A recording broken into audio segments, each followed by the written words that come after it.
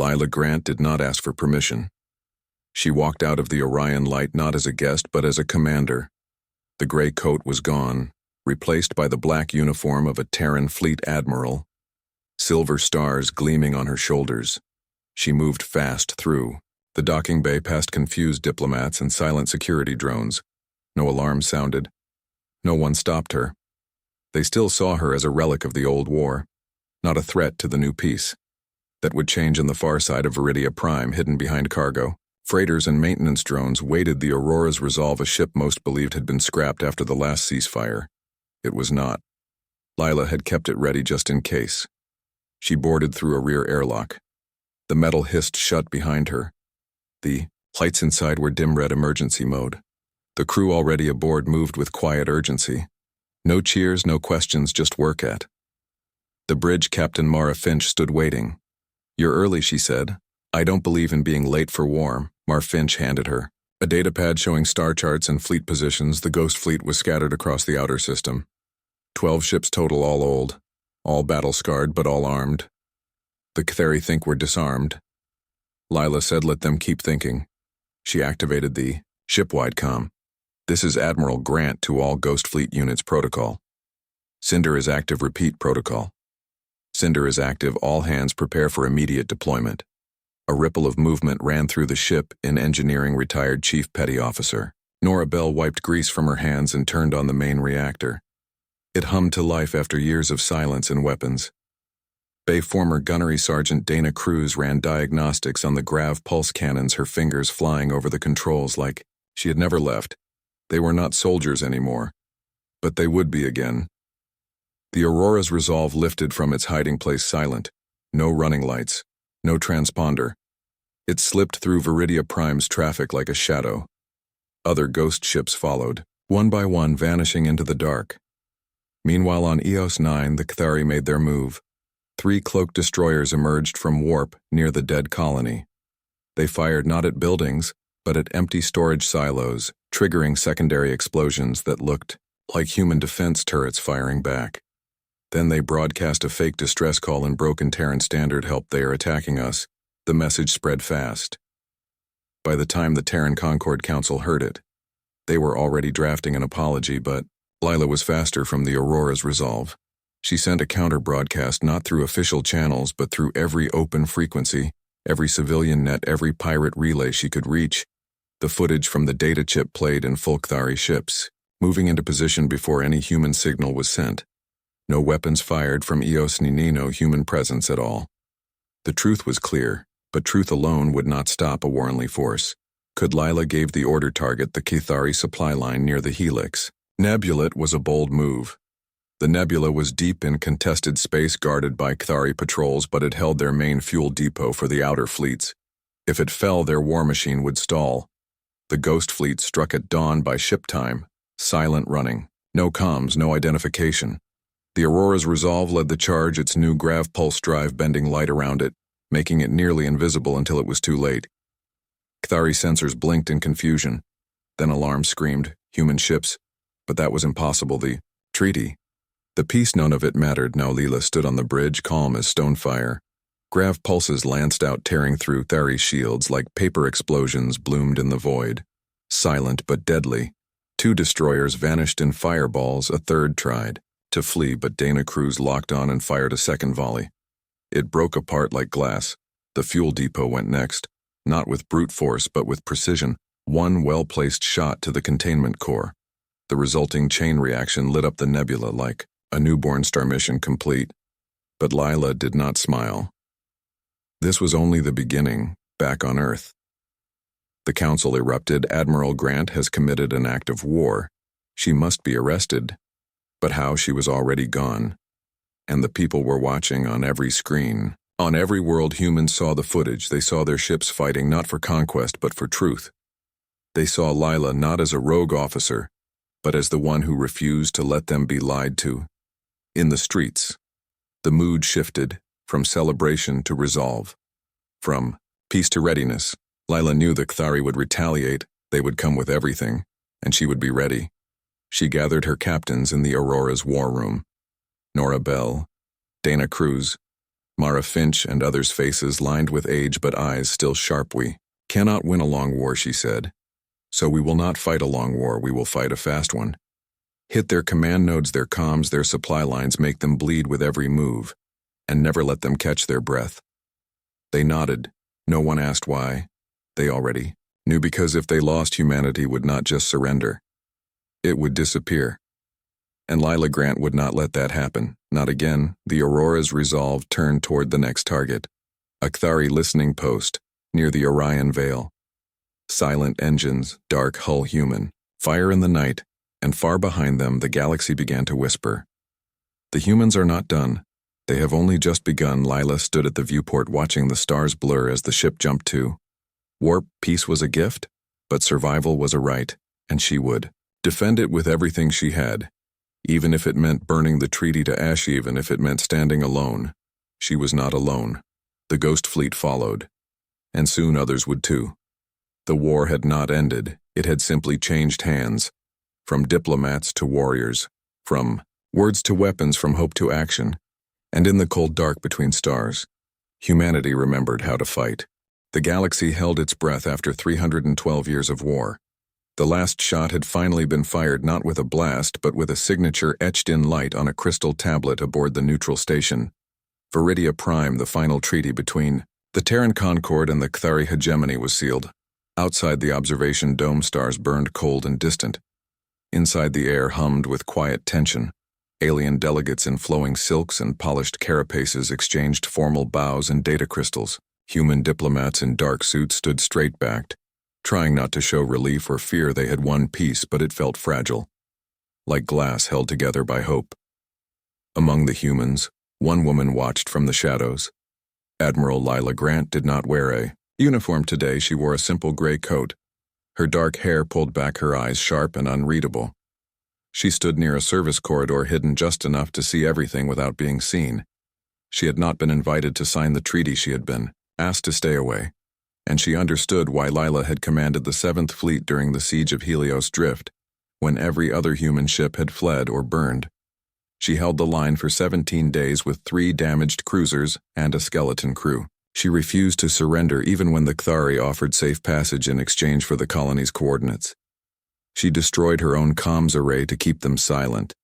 That act made her a hero to some, a monster to others. Now peace had come and monsters had no place at the table.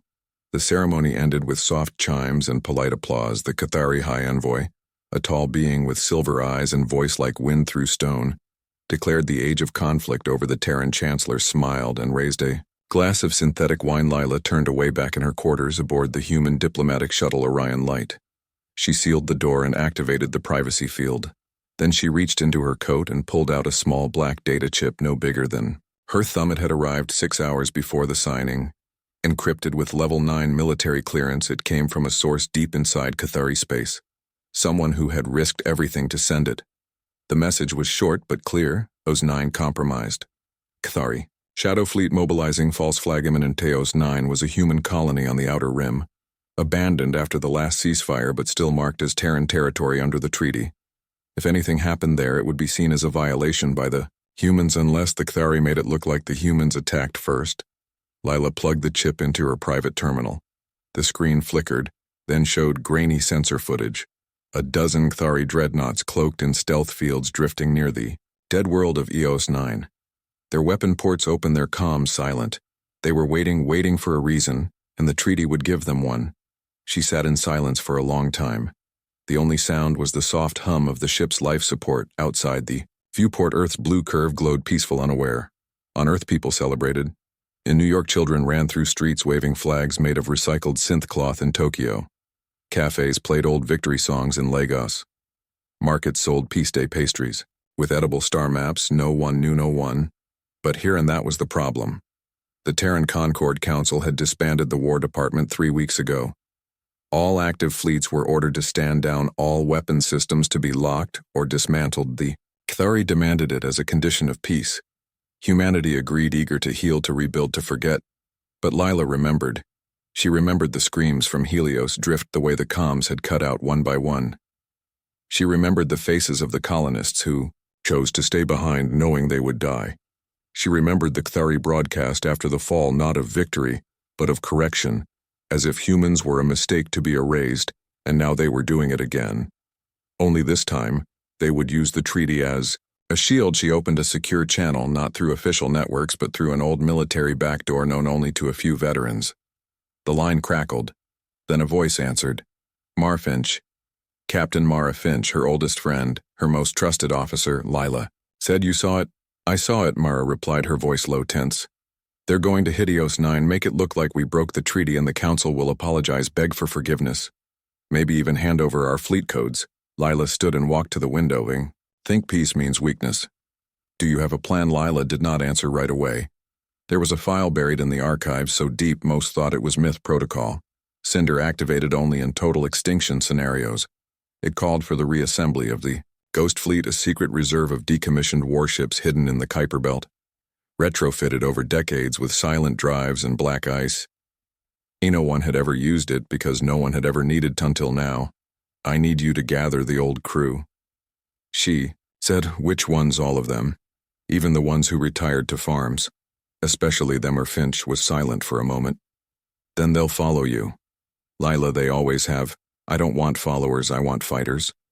Then you'll have an army. Lila looked down at the data chip. In her hand, the ceremony was over. The galaxy believed the war was done, but she knew better. Peace was not the end of war. It was just the quiet before the next storm, and this storm would be human. She turned from the window and walked to her locker inside. Hung a uniform she had not worn in months, black with silver trim, the insignia of a fleet admiral. She took it down. The fabric was stiff with disuse, but it still fits. She began to dress outside the shuttle. The stars watched silent, but soon they would burn again. Grief moved quietly aboard the Aurora's Resolve N. No one spoke of Mara Finch by name, but her absence filled every corridor. Her favorite chair on the bridge stayed empty, her coffee mug untouched in the mess hall, even the ship's old maintenance. Bot paused outside her quarters each cycle as if waiting for her to return. Lila Grant said nothing. She walked the decks with steady steps, her voice calm, her orders clear, but her eyes held a weight that did not lift. She had lost friends before, but Mara had been the last thread to the life before the war. Now even that was gone. Still, she did not stop. The Kthari were reeling but not broken. Their High Synod had declared Lila an outlaw, a terrorist, a blight on galactic order. They broadcast warnings. To all species, do not aid the humans or share their fate. But the warnings no longer worked on the fringe worlds. People whispered her name like a prayer on neutral stations. Human symbols appeared scratched into walls, painted on cargo crates, stitched into children's toys. They were not cheering for war. They were honoring courage. Lila knew time was running out. The Oblivion Seed was real, buried deep beneath the Kthari capital world of Zal Kor. It was not a bomb, but a gravity lance capable of tearing a planet apart from the inside out. The Synod planned to use it on Earth if Lila did not surrender within 30 cycles. She would not surrender, so she would end it first. Her plan was simple and insane. She would fly the Aurora's Resolve alone into Kthari spaceland near the Synod Spire and broadcast the truth to every world in the galaxy. No army. No backup. Just one ship-owned woman and the truth. Nora Bell tried to stop her. You don't have to do this alone. I do. She said, if I bring a fleet, they will trigger the seed early. If I come as a warrior, they will call me a monster. But if I come as a witness, they cannot hide. Dana Cruz checked the shuttle herself, replaced every wire, tested every seal. She did not argue. She just made sure it would fly. The day came. The Aurora's Resolve dropped out of warp at the edge of Kthari space. No weapons, no shields, just its running lights on a single human shuttle detached and glided toward Zal. Kthari fighters scrambled but held position. They expected a trick, but the shuttle carried no weapons, no bombs, no soldiers. Only Lilash landed in the central plaza of the capital city. Not in secret, not in stealth, but in full view. Thousands of Kthari watched from towers and streets, their silver eyes wide. No human had ever set foot. Here she walked out alone, wearing her uniform, carrying a data core in her handguard, surrounded, her weapons raised. She did not resist. Take me to the spire, she said. They brought her before the High Synod, 12 elders seated in a ring of black stone. You are a fool, they said. You think truth matters. We have ruled for 10,000 years. Your species has existed for less than one. You are Dust. Lila looked at them and smiled. Dust builds mountains. She raised the data core. I did not come to fight. I came to show before they could stop her. She plugged it into the main broadcast node. The system tried to block it, but the code was old. Human military grade unbreakable. And the feed went live. Every screen on Exal Core lit up, then every world in the hegemony, then every neutral station, then every human colony. The footage played not just of EOS 9 but of secret orders, of mass graves on conquered worlds, of the Oblivion Seed being armed, of Synod members laughing as they planned to erase Earth. The Kthari people watched, and for the first time they saw their leaders not as wise guardians but as liars, as killers. A murmur rose in the plaza, then a shout, then a roar. The guards lowered their weapons one by one. The Synod tried to shut it down, but it was too late. The truth was free riots broke out in the streets, not against humans, against the Synod ships in orbit refused orders. Generals stood down. The hegemony did not fall in fire. It fell in shame. Lila stood in the center of it all, not as a conqueror, but as a mirror back on Earth. The Concord Council watched in stunned silence. They had called her a criminal. Now she had ended the war without firing a shot. They wanted to arrest her, but the people would not allow it. In every city humans gathered not to celebrate, but to remember. Those lost, those saved, those who chose truth over peace. Lila returned to the Aurora's resolve. Not in triumph, but in quiet. She looked at the stars, and for the first time in years, she felt tired, not weak. Just tired. Nora Bell met her at the airlock. What now? Now, she said. We wait for them to choose peace, or something better. The galaxy held its breath, not in fear, but in hope for the first time. A war had ended, not with surrender, but with sight, and humanity, small, loud, stubborn, had shown them how. Weeks passed. The Kthari High Synod was gone, not destroyed by weapons, but dismantled by its own people. The elders were placed under guard, not in prisons, but in reflection halls where they would answer to those they had hurt. The Oblivion Seed was sealed inside a vault of neutronium guarded by a council of former slaves, scientists, and poets. Peace came not with fanfare but with quiet steps. No grand ceremony, no crystal tablets, just work in Viridia Prime, a new gathering formed not of diplomats, but of builders, teachers, healers, and pilots from dozens of species they met aboard the Aurora's Resolve. Its hull still scarred from battle, but its decks clean, its lights. Warm Lila Grant stood at the center not as a commander, but as a witness. The first speaker was a young Kthari woman named Sila.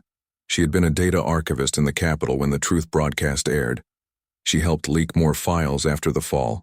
We thought order meant silence. She said, "You taught us that order means justice." Filnari Elder rose next. For 10,000 years we recorded wars but never questioned them. Humans did not just fight. They asked why. A Zenth merchant added, "We traded with fear. Now we trade with trust owned by one." They spoke not of victory, but of change, and, from their words, a new accord took shape, not called a treaty, but a covenant. Its first line read, "No species shall dictate the fate of another." Its second, "Truth must never be hidden for the sake of peace." Its third, "The right to exist is not earned, it is given." Lila did not write it, she only listened. When it was done, they asked her to sign. She shook her head. "This is not mine. It belongs to everyone who chose to see." They signed it anyway, carved into a slab of moonstone from Earth, placed, not in a hall, but in open space, floating between worlds. A reminder, not a rule. After the meeting, Lila left the ship.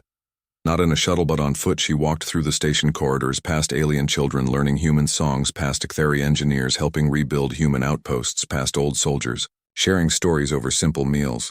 No one saluted her. No one bowed. They just nodded as one does to a neighbor. Back on Earth, she did not return to command. She retired. The council offered her a monument, a title, a place in history. She refused. I did what anyone would do if they remembered who they were. She took a small house on the Pacific coast, wood floors, salt air, seagulls crying at dawn. For the first time in decades, she slept through the night, no alerts. No war, just waves. One morning, a message arrived. Not through military channels, but through a public relay. It was from Silano, a representative of the new Cathari Council.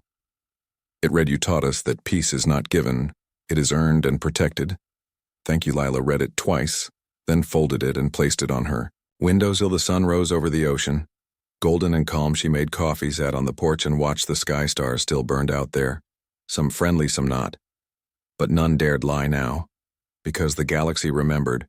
Humans do not start wars lightly, but they finish them with truth, and that was enough.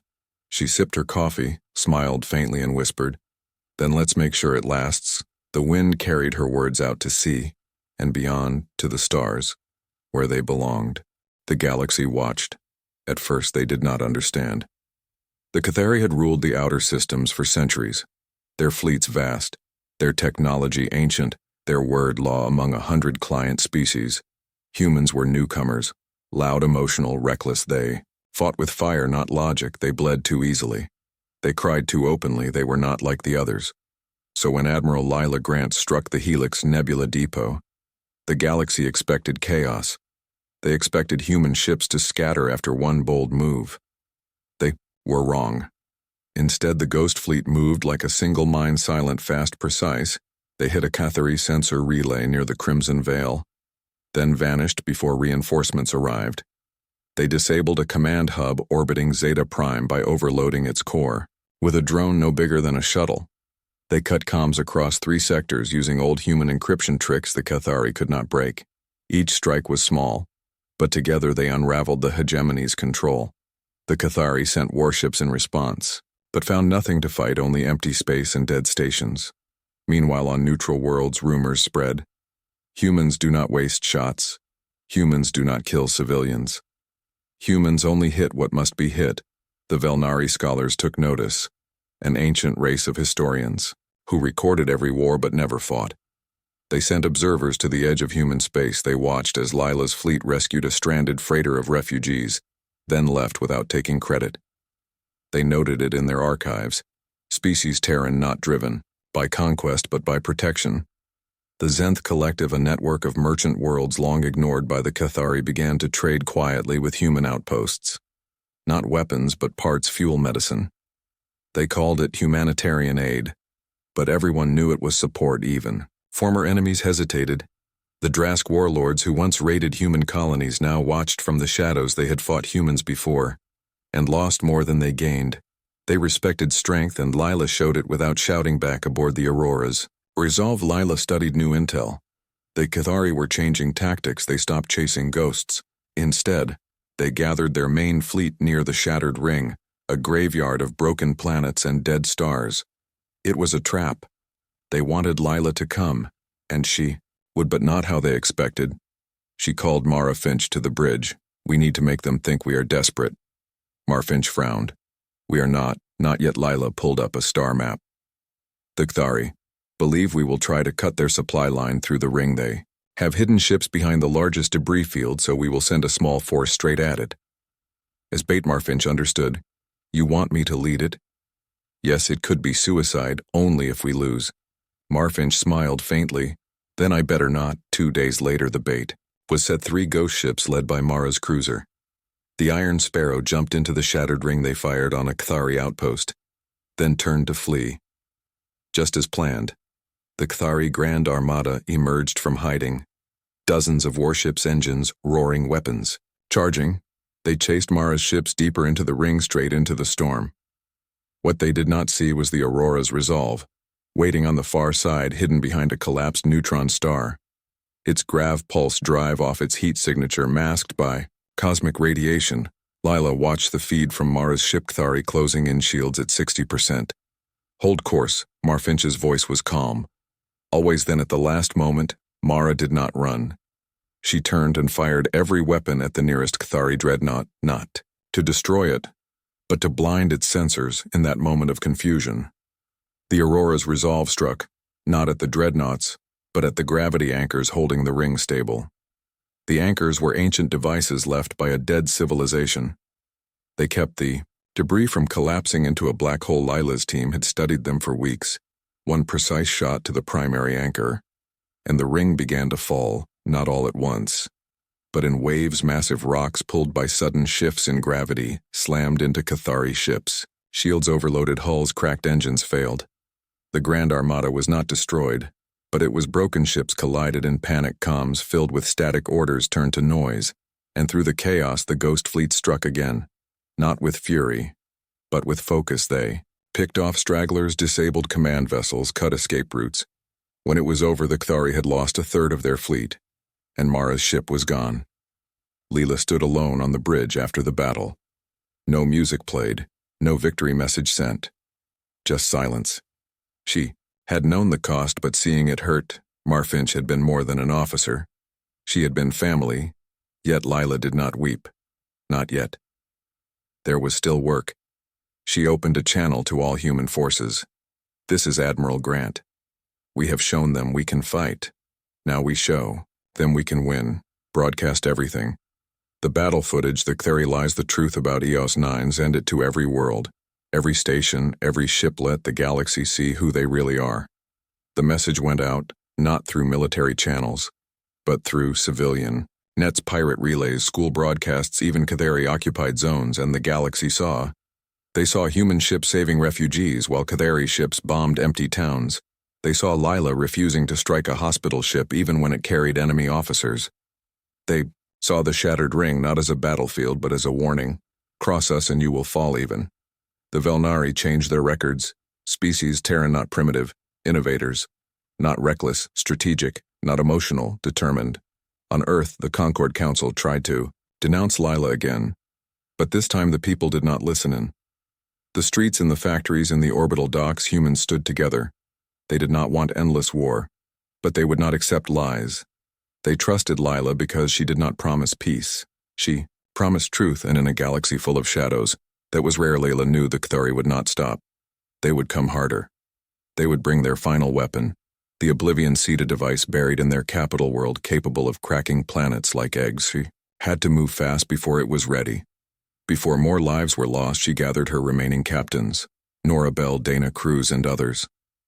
Their faces were tired, but their eyes were clear. We go to their heart. She said, not to destroy, but to expose. They will expect fire, we will give them light. The Aurora's resolve turned toward Cathari space, not in secret, but openly, a single ship, flying the old human flag, black with a silver star, no weapons charged, no shields raised, just a message. We are coming. And the galaxy held its breath again, not in fear but in wonder. For the first time in centuries, a small species was not running. It was leading, and the stars seemed to lean closer to watch what humans would do next.